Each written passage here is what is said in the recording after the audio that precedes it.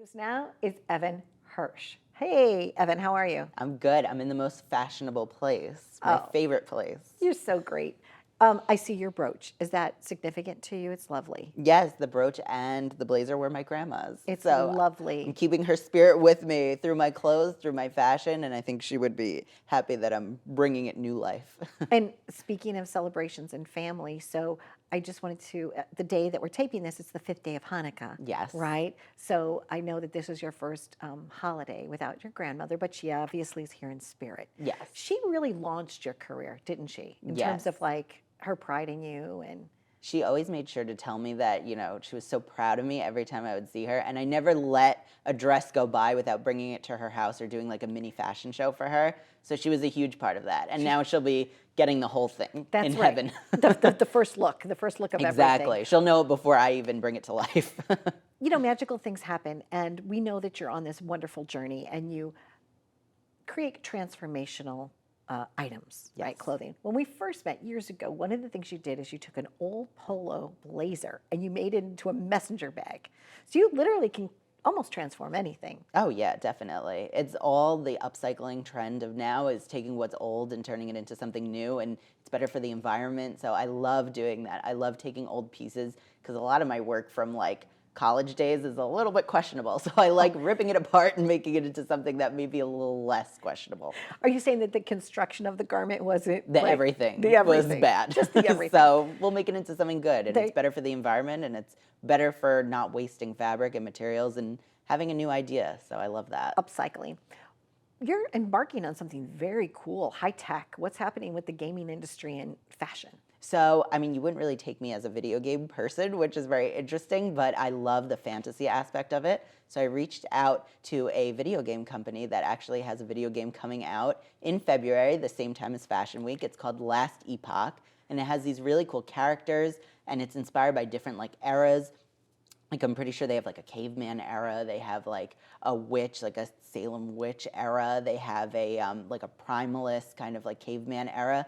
So I thought this could make a great fashion show. So I reached out to them and said, would you be interested in doing a fashion show based on your characters? And they love the idea. So we're collaborating for February Fashion Week and bringing their game to life in a fashion runway. I'm so excited about that. Do you have your location yet in the city? We are working on negotiation. it. Yes, Okay. we are trying to figure out something that could really get the point across, but still make it very conducive to like a runway setting. So it's definitely a challenge that we've been racking our brain to find something, but I mean, when you're there and you see it in person, as I'm sure you'll be front row. Thank you. will I be love able being to, that front row. Of course. One of your outfits or your designs years ago actually had a sword in it. Do you remember that? I'm going to be recreating. Are you something going like to that, do? You 'cause are. It lends itself perfectly to It something does. like this. Because a lot of the characters have like these offensive kind of props, not props, but these kind of like weapons that define them. Yes. So I think if I could weave that into the designs, that would be really beneficial to get the viewer, even if they're not familiar with Last Epoch, to like learn more about it.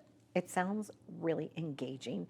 What else did you recently go to like a really high-end store in New York City? What was that about? Yes. Gallery? Where were you? It was the opening of a new bridal store. It's actually not a new bridal store. Some things that people don't know is that all of my garments are made on 37th Street. Most of the professional ones that I work, with my factory. It's on 37th Street, and my office looked across from this amazing bridal store. It was called Designer Loft, and they just recently have a new state-of-the-art location, and they invited me to get a first peek. So it was really, really cool. Loving And that for you. Yeah, they have a new line of gender-neutral bridal as well, which is really cool. It's like looking forward into the future, and they have just this amazing space where any bride would just feel welcome, and it's all state-of-the-art, all beautiful. I mean, I guess because it's like brand spanking new, but it was really, really great to see. Well, you're always glowing. I love having you here just to kind of get that like fashion update. You are my eyes and my ears and the fingertips of everything that's fashion in New York, because I like trends and I like learning what's going on, but Evan, nobody does it better than you because you're right in the heart of it.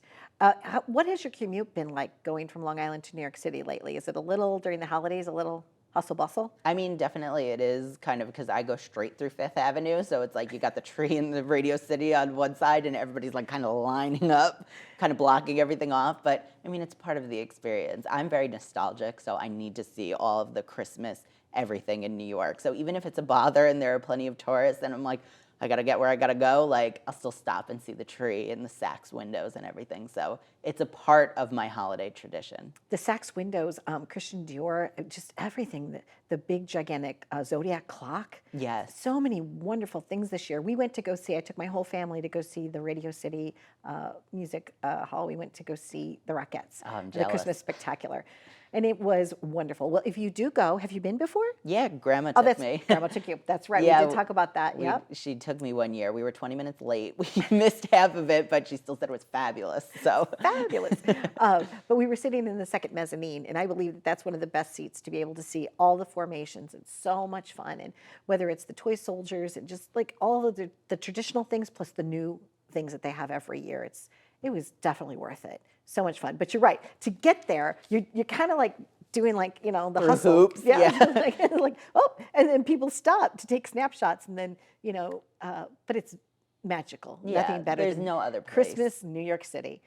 Thank you so much. Can't wait. So February's coming up right around the corner. Yes, I'm obviously going to see you before that and give updates and whatnot, but I'm really excited to take everybody along on the journey and introduce this game to, the fashion people and everyone who might not be video game players but might influence them to look into that world. So. And we have some video gamers on our team that are like Yes. extraordinary. I'm going to be pushing this onto You them are too. great. I'm going to be like, support our collab.